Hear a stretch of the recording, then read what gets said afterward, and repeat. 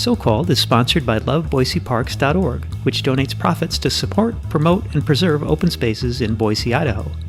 Use promo code SOCALLED for 10% off all your purchases at LoveBoiseParks.org.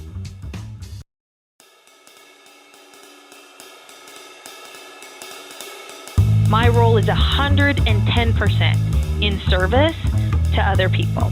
And I don't think there's one experience that I've had that hasn't positively contributed to that. This is Mark Wojcik, and I'm wondering, how's your so-called career? Welcome to So-Called, the podcast that explores the why and how of work. On today's episode, we meet Brie Sandow, nurse and director of the Enterprise Resource and Staffing Center of Excellence at St. Luke's Health System. When we met, I asked Brie to say a bit more about what her title means. So usually without a little explanation, that doesn't mean a lot to people. Essentially, I am responsible for developing and implementing an evidence-based staffing and scheduling strategy for the health system, both clinical and non-clinical areas. My primary focus is all volume-driven departments. So that would be any department whose staff is scheduled based on our patient volume. So what is if there is a typical day, what does that involve? So I would say currently the typical days look different than they've looked historically. I've worked at St. Luke's for a long time, 18 years, and as an RN since 2011. And I would say that our data-driven strategy and the technology and the data that we have available to us, both in terms of volumes and in terms of staffing and scheduling software, has evolved over time. I think the crux of staffing and scheduling is you really utilize, to build schedules, you have to use historic information, and then you have to apply whatever logic you're going to apply to that to get to scheduling targets that you hope are predictive of your future volume. But there's obviously a lot of things that impact that volume. And so the scheduling is really predictive. And then the staffing tactics are all the things that you actually implement on day of operation, because your prediction is never 100% on, right? So the goal is really to kind of get as close as possible, but then to have specific tactics that you utilize on day of operation to flex to meet your actual volumes. So a lot of my focus right now is working with data and analytics to hone and really refine those, the logistic engine that's giving us the scheduling targets. And what do you like about the work? I love a lot of things about the work. Yeah. What is interesting is that I think a lot of people might be surprised to understand that I'm a nurse, that I'm an RN, and that this is the kind of work that I'm doing, because this work is very operational. So one of the things that I love about it is that it's operational. And I think that that was an evolution in my career, understanding how much I really enjoy this aspect of nursing. The other thing that is really compelling to me about this work is that nurses have been studying and trying to understand a way that is standardized and replicable to improve staffing for years. The American Nurses Association, which I am the president of the American Nurses Association Idaho chapter, and therefore very involved in the national organization, lists staffing and scheduling as one of their priorities and one of staff nurses' top issues. And having been a staff nurse myself and come up through the ranks of leadership from the bedside into the role that I am in now, I'm very connected to the staff nurse experience and what we're trying to achieve in terms of the patient experience. And all of the work that we're doing now is really innovative. The use of logistics formulas, partnering with data and analytics to harness all of the data, both operational, financial, and practice data. So the idea that I could, throughout the trajectory of my career, be even in a small part a contributor to a solution that could be used here at St. Luke's, but also throughout Idaho, throughout the country, and really even beyond that is very compelling and exciting to me. Brie finds the many roles that nurses play to impact patient care and improve the nurse experience motivating and compelling. For me, the experience of the end users, so the staff and the patients, is really the motivator. That's the part that I connect to. And that's one of the things that I'm sure most people who participate in your podcast come around to, that whether or not the actual work they're doing today is what they set out to do when they started, or is even the work that they'll be doing in 5 years or in 10 years. I think the thing that connects people is to that work is the outcome, is the impact. And so that's been true for me.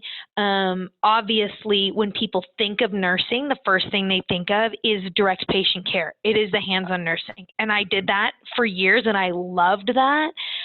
One of the things that can be really hard for nurses is that once you move away from the bedside, if that's something that you choose, into a leadership role or into a quality and safety role or an infection prevention role, it's not uncommon for people to say, oh, well, why are you doing that? Did you not like nursing? Which is a dagger in the heart for all nurses, because I think what I'm doing now, when I took care of patients directly, I had the connection to each of those individual patients that I cared for. But the way that I feel today is that I now apply that same principle of service and dedication and commitment to the nurses. And to the nurse managers of the departments that I serve. And so my nursing heart isn't any different. And now my scope of impact is so much larger, because if I can change something for nursing in general, or for nurses, staffing and scheduling is a great example of that. My ability to impact patients is, a million times what it was when I was taking care of individual patients. So I think that's an important thing for people to realize when they go into nursing, is there is not one department in this health system where nurses don't work. Nurses impact patient care and nurse experience in a million ways.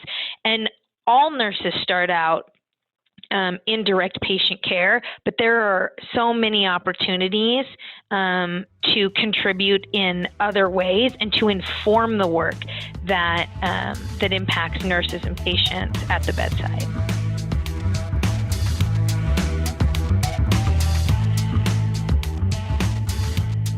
Was the work that you're doing now something you knew you always wanted to do, or how did you discover it, or how did it discover you? No, I had when I was a new nurse, my experience with staffing and scheduling was really limited to my personal experience of being a staff member that schedules, and then being a staff member that works on a unit and either has the experience of us having the right amount of staff or not enough staff or more staff than we need. So I had a real firsthand lived experience, but it wasn't anything that I think I thought about or that I thought about impacting. So no, actually, I came into nursing in a very roundabout way. When I graduated from high school, I went to the University of Idaho, and my initial degrees, I double majored in psychology and child development, family relations. I had no idea what I was going to do with those degrees. I knew I was not going to be able to probably make a living without some sort of a graduate degree. So I did have my eyes wide open about that. My dad also made it his personal mission to ask me about every day for the first 3 years if I was sure I didn't want to major in business. Okay.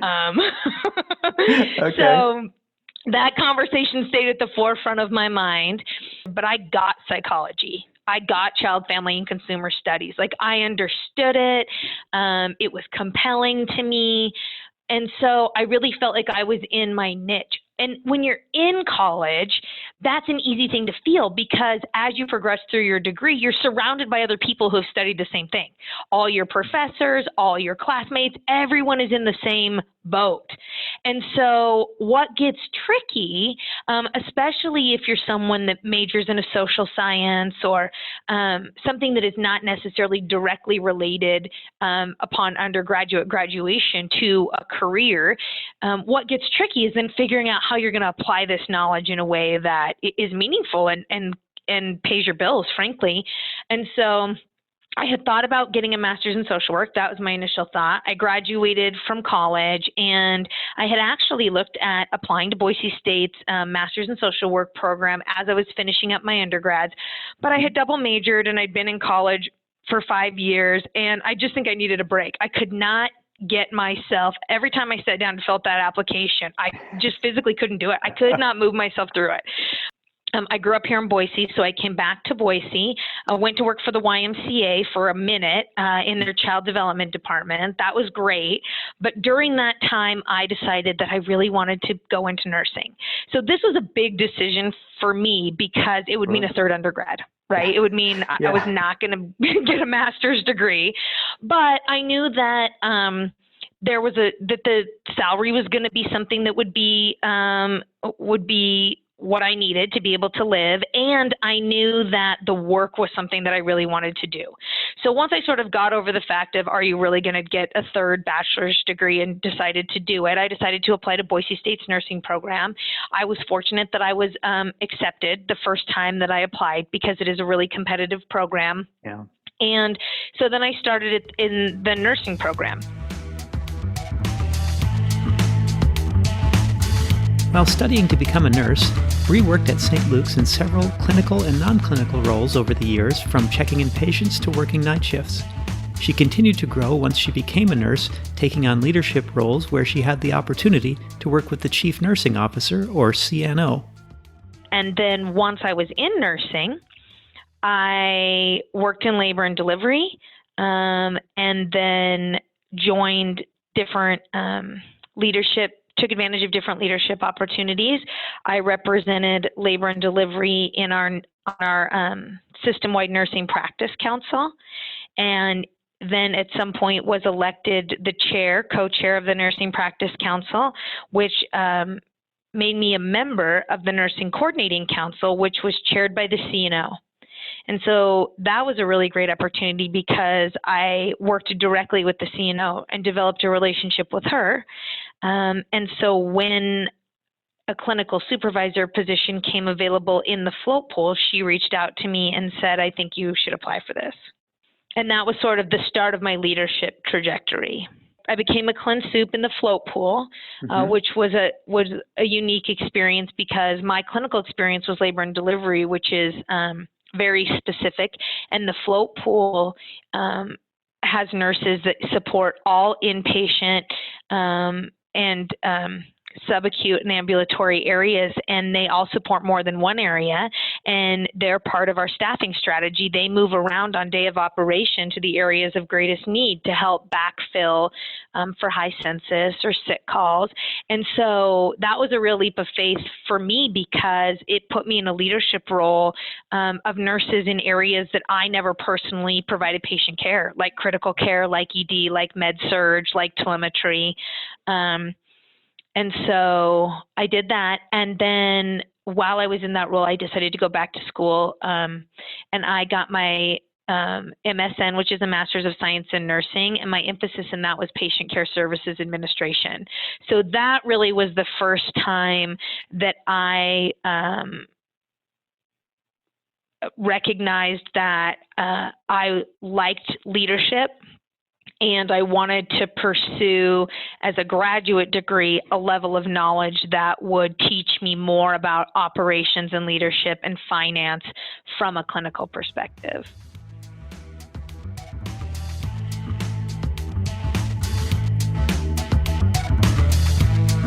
I asked Brie if her experience in so many roles at St. Luke's gives her a unique perspective in her current role. So having done all of these jobs, certainly gave me the experience to know that I really wanted to be in a service profession, that I really enjoyed working in the hospital with the patients and with the staff. And then I think the other thing is, to your point, it gives you a unique perspective, both of the work that is happening in different departments, but also the lived experience of those staff and what that role is like and how that role interacts with other roles throughout the hospital, and understanding how different departments operationalize their staff has definitely informed what I do today in a way that I think is unique. In general, you're not going to start at the top. I mean, in very few careers, you really have to figure out where your skills are best suited, but to embrace that opportunity, right? The key to everything was going to be to work hard and learn as much as you can and be a positive person, be somebody people want to be around, be a contributor in your role. And so having that perspective, I think, has also been very beneficial to me. And I was always happy about that. I never thought, well, I wish when I graduated from high school, I would have recognized I wanted to be a nurse, and I wish I would have just gone that way. I've never felt like that. It would have gotten me to the RN quicker, but I don't know that I would be in the role that I am in today. I really feel like the path that I am on is the one that I was always supposed to be on, and that every experience that I've had, even when it's been a struggle or it's been challenging, it was challenging to work full-time nights for 2.5 years while I went to school to be a nurse. That was challenging. But all of that has contributed to the type of person and the type of leader that I am today. And I'm very grateful for all of that.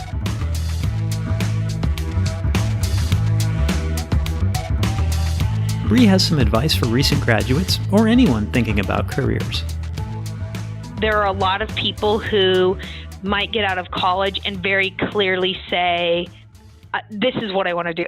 This is the role I want to have, or this is the title that I aspire to. This is it for me. Mm-hmm.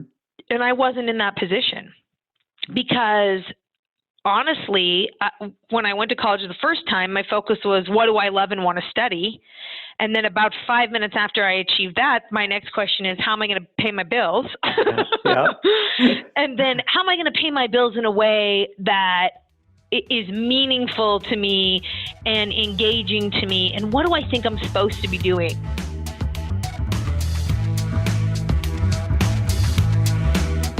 And looking back on your career, what advice would you give your younger self?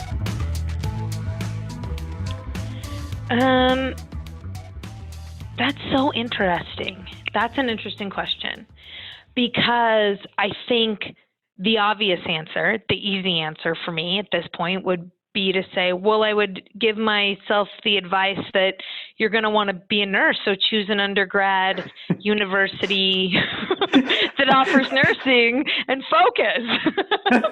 But the reality is, I don't know that I wouldn't change any of those things. There's so much richness, I think, that comes from living your life. It's hard in retrospect to think back and think that I would advise myself to make a decision that would ultimately have changed the entire trajectory. What I do think is, I would say, relax a little bit, like calm down. Everything's going to be fine. I definitely experienced, I would say, a lot of stress. As much as I'm grateful for this journey now, when I was going through it, it was incredibly stressful. How's it all going to work out? Am I going to be happy? Am I making the right choice? And I think you really worry about that when you've made some choices in the past that haven't directly led to the outcomes that you thought they might. And so there was a lot of pressure as I was choosing nursing that this better be it. Like, this is undergrad number 3. You need to be getting it right. So yeah. I think now recognizing that everything is going to work out, I wish that I would have been able to probably be a little more relaxed about that. But who knows? I mean, maybe if I wouldn't have pushed as hard as I pushed, I wouldn't have ended up here either. So it's hard to say. I mean, what it all boils down to is the ability to inspire and influence and support people. My role is 110% in service to other people. And I don't think there's one experience that I've had that hasn't positively contributed to that. So Called is sponsored by loveboiseparks.org, which donates profits to support, promote, and preserve open spaces in Boise, Idaho. Use promo code SOCALLED for 10% off all your purchases at loveboiseparks.org. Our theme and transition music was composed by Roberto Cavaco. All other stylings are the sound of my voice. If you enjoyed today's episode, please let us know. Subscribe and leave us a review. So Called is available on Apple Podcasts, Google Play, and wherever you get your podcasts.